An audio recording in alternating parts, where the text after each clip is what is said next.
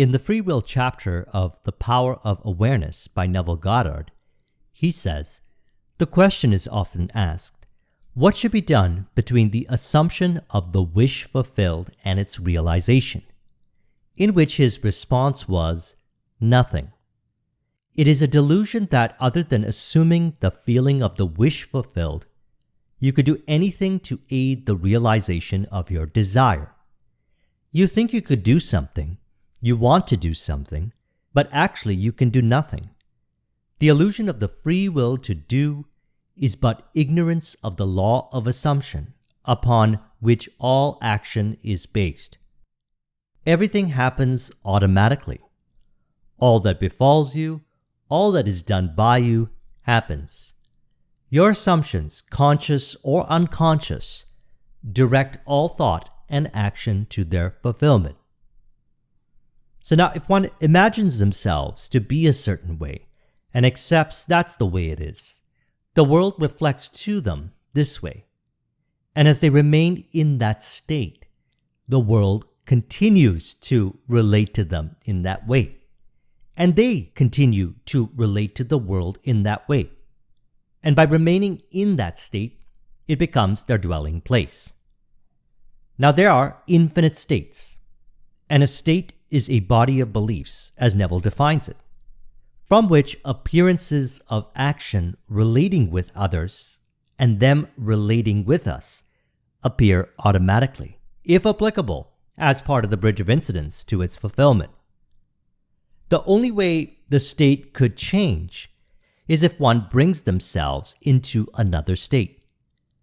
And one of the ways one could do this is through the habit of unnecessarily judging by appearances, which is why I titled today's mind map, Imagination, the Only Proof. Approval, validation, or confirmation not needed.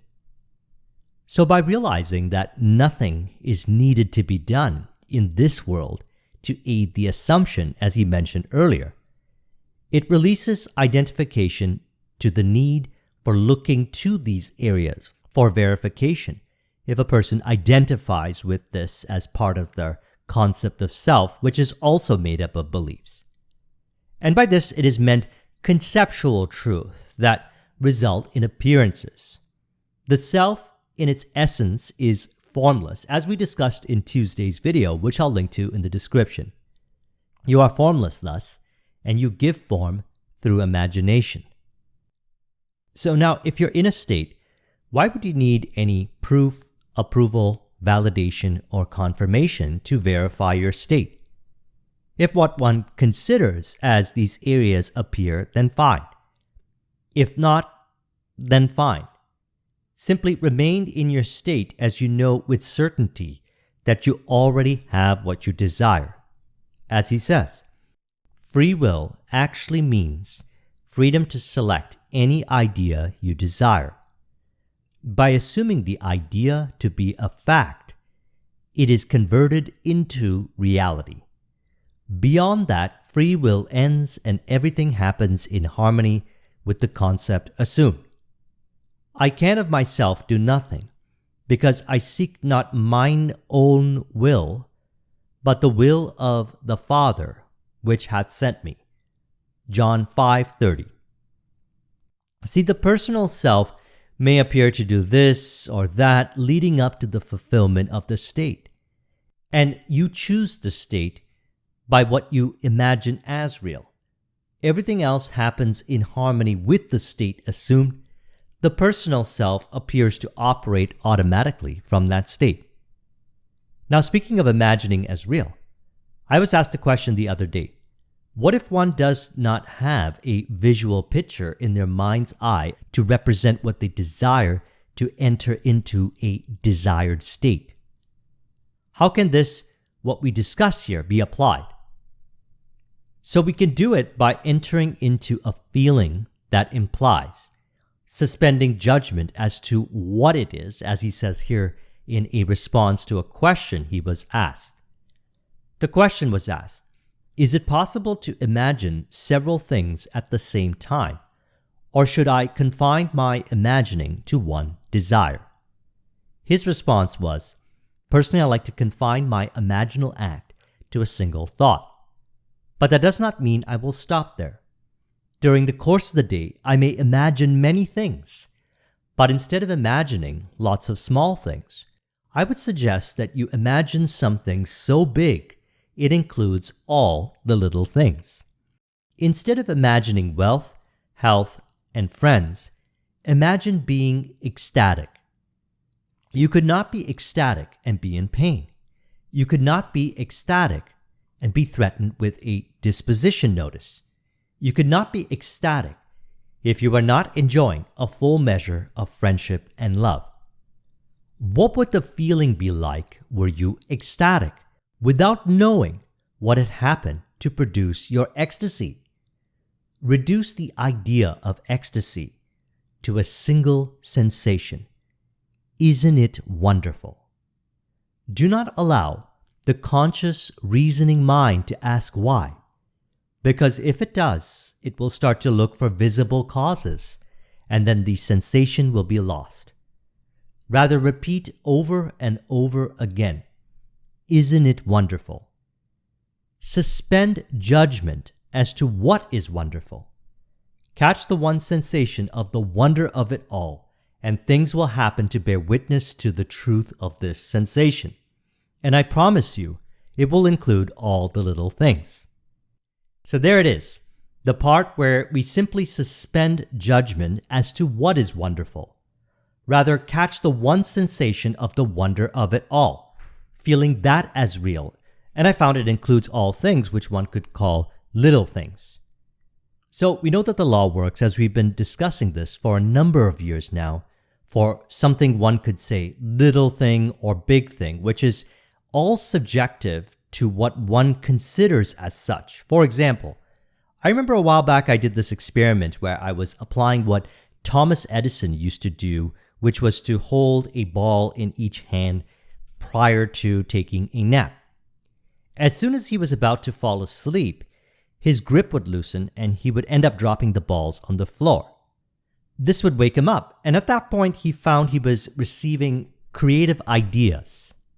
So I tried it as well, and when I woke up, I knew I was in a state akin to sleep, which is semi-sleep state that Neville advises performing the imaginal activities in, as the subconscious aspect of mind is open to suggestions and the conscious reasoning aspect of mind is not rebuttaling the suggestions. So I applied this to bring me into state akin to sleep to imagine some things that I would like to see. One time I imagined this orange ball, the size of a yoga ball. And then a few days later, I was driving in the area, and then I took a turn going off my route, and so I turned around on a driveway to get back on my route. So I felt compelled to look up, and on the top I saw it. It was the first time that I saw anything like this on the electrical lines above. I found out later it was a visibility marker, and it looked like the big orange yoga ball. This was around the time I was applying Neville's information with these kinds of things, which were not things I desired, but rather to see how it works so I could share it through the videos. So now, aside from things like this, there is all that you truly desire to be, which includes experiences of all that you would consider to be ideal in all areas of your life, which are encapsulated, I found, in capturing the feeling related to, "Isn't it wonderful?" This embodies the ideal state of consciousness from which all that is desired automatically appears. So this is the priority for me these days. Sometimes I refer to this as flow being a priority, the same difference for me, from which I automatically appear to do, yet not trying to do, as everything happens automatically, as he mentioned, as a natural expression of the state. And also automatically in the different areas of our lives. All that is desirable is allowed to show up automatically, some way, somehow, in relationships, business, personal life, experiences, etc.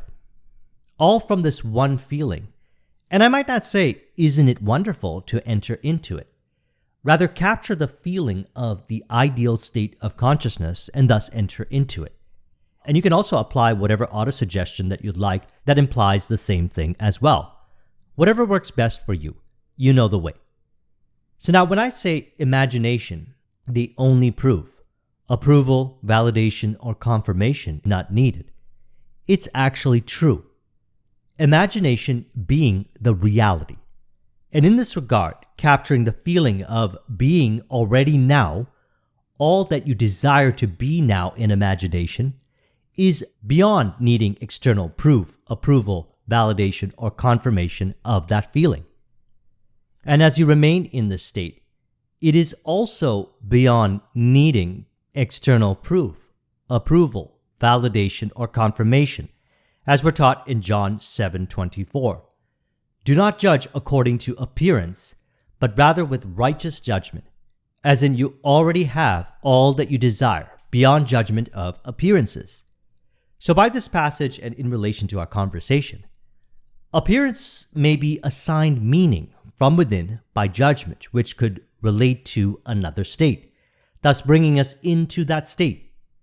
Yet what we feel as real within, isn't it wonderful, is what I call righteous judgment, as it implies that you were, are, and ever shall be ideal in every way, from which all that is ideally related automatically appears.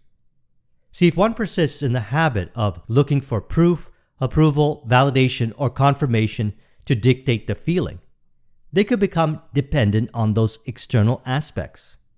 So thus the practice of remaining in the ideal feeling, regardless of appearances, is the way you remain in the state effortlessly.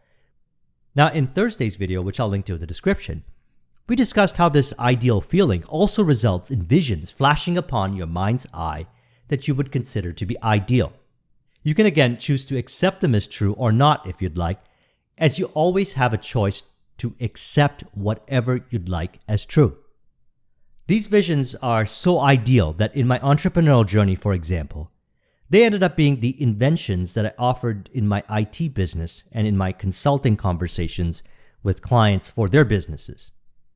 And with personal life, these ideal ideas are also related to, isn't it wonderful? And when they flash upon your mind's eye, you can approve, validate, or confirm it in imagination.